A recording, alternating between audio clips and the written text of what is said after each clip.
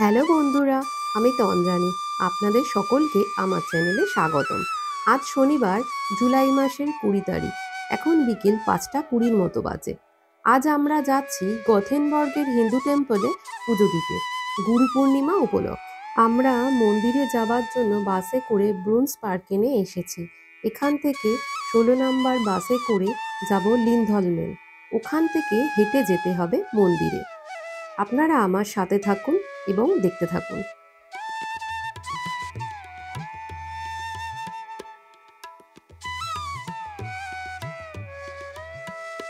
আমরা চলে এসেছি লিন্থলমেন।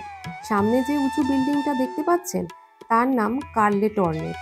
এটি সুইডেনের এবং স্ক্যান্ডিনেভিয়ার সবচেয়ে উঁচু ভবন। এই ভবনে 74টি ফ্লোর সহ 611টি অ্যাপার্টমেন্ট, হোটেল, অফিস এবং একটি স্কাইবার রয়েছে।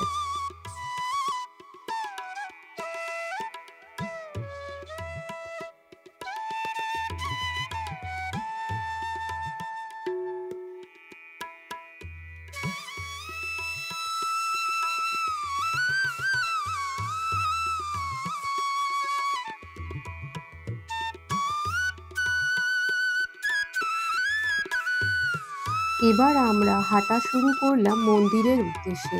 আমি বাড়ি থেকে আমাদের গাছ থেকে অনেক ফুল তুলে এনেছি পুজো দেবো বলে। এই মন্দিরটাতে সিদ্ধিদাতা গণেশের পুজো করা হয়। গণপতি বাপ্পার একটা বড় সুন্দর মূর্তি আছে।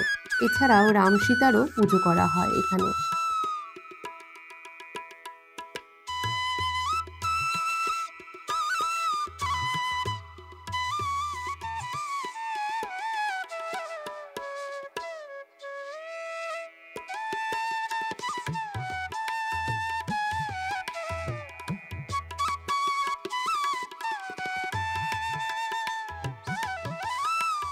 এখন বিকেল 5:30টার বেশি বাজে।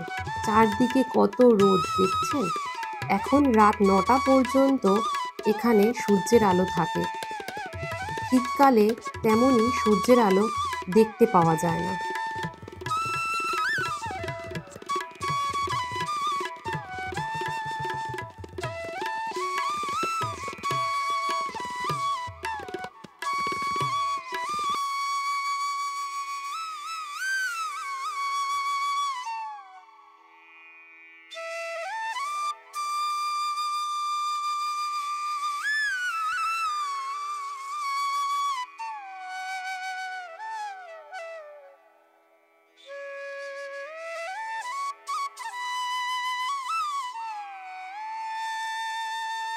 রাস্তার পাশ দিয়ে কি সুন্দর গাছ লাগানো। গাছগুলোতে অনেক সুন্দর সুন্দর নানা রঙের ফুলও ফুটে আছে। চারদিকে কত সুন্দর সবুজ ঘাসও দেখতে পাওয়া যাচ্ছে। দেখুন রাস্তাঘাট কত পরিষ্কার। সুইডেনের সব জায়গায় এমন পরিষ্কার পরিচ্ছন্ন থাকে। আপনাদের আমার আগের ভিডিওতেও দেখিয়েছি, দ্বীপের মধ্যেও গ্রামটি কত সুন্দর পরিষ্কার পরিচ্ছন্ন, একদম ছবির মতো।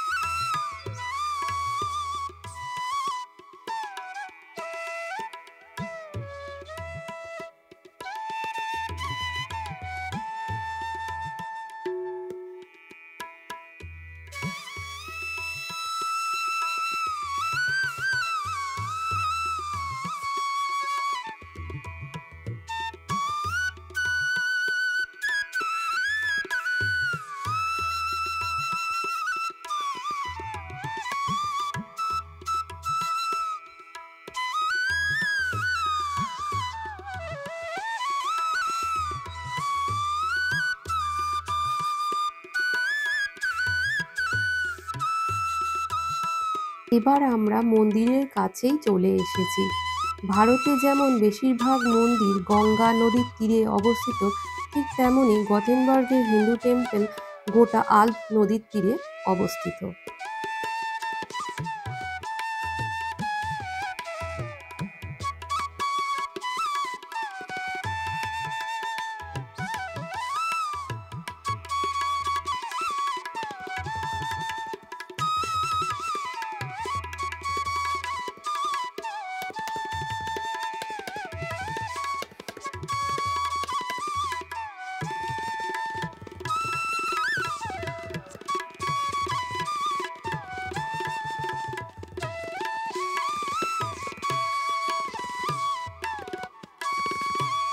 দেখুন মন্দিরটা বেশ ভালো বড়।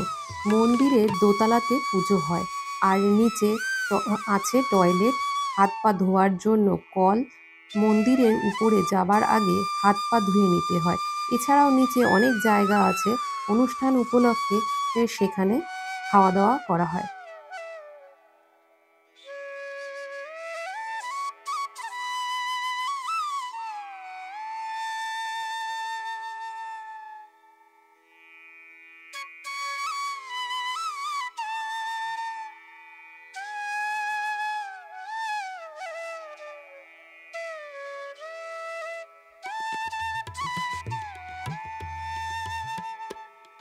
এখন গরমকাল বলে নদীর ঠান্ডা হাওয়াটা খুব ভালো লাগছে।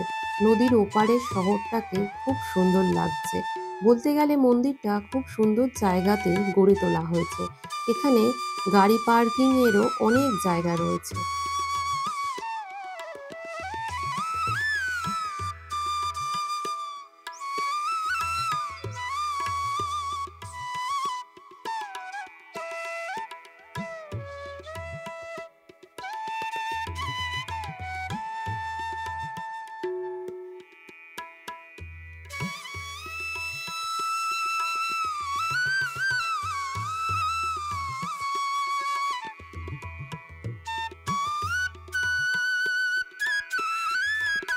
আমরা একটু আগেই চলে এসেছি।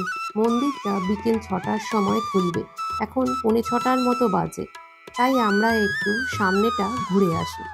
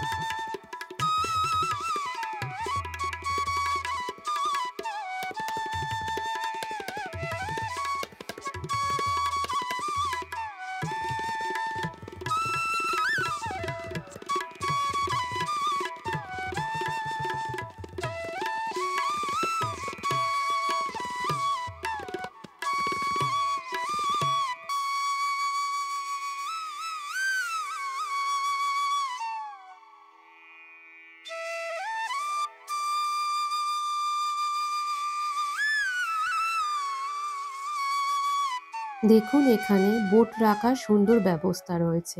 যেহেতু এখানে বেশিরভাগ লোকজনেরই নিজস্ব বোট থাকে, তাই বোট রাখার জন্য সব জায়গাতেই সুন্দর ব্যবস্থা দেখতে পাওয়া যায়। পরিবেশটা খুব সুন্দর লাগছে। তার সঙ্গে হাওয়াও বইছে হালকা হালকা।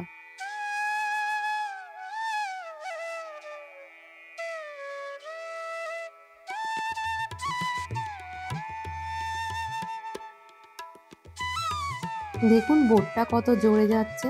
যখন আমরা বোটে করে কোথাও যাই তখন বুঝতে পারি না যে বোটটা কতটা স্পিডে যায়। এখন আমরা পাড়ে বসে আছি বলে তাই বুঝতে পারছি কতটা জোরে যাচ্ছে।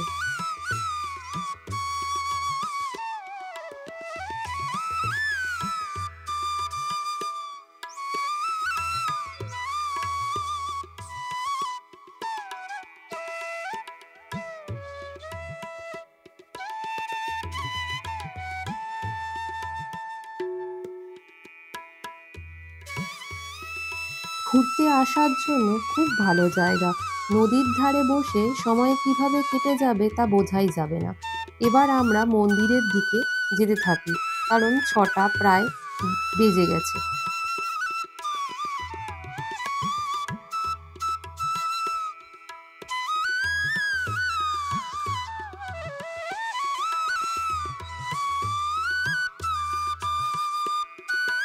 অবশেষে আমরা হাত পা ধুয়ে মন্দিরের ভেতরে প্রবেশ করলাম। গণপতি বাপ্পাকে জানাই আমার প্রণাম। পুজোর ভিডিও রেকর্ড করা যায় না, তাই আমি আর ভিডিও করতে পারলাম না। আমি আজকে খুব সুন্দরভাবে পুজো দিয়েছি, তাই আমি আজকে খুব খুশি। আপনাদের কেমন লাগলো এই মন্দির? আমাকে অবশ্যই জানাবেন। মন্দিরের ভেতরের ভিডিওটা আপনাদের দেখাতে পারলাম না। মন্দিরের ভেতরে ভিডিও করা নিষিদ্ধ। আমরা পুজো খুব ভালোভাবেই দিয়েছি। আবার দেখা হবে পরের ভিডিওতে। ভিডিওটা যদি ভালো লেগে থাকে অবশ্যই লাইক, শেয়ার ও সাবস্ক্রাইব করে পাশে থাকবেন। টাটা।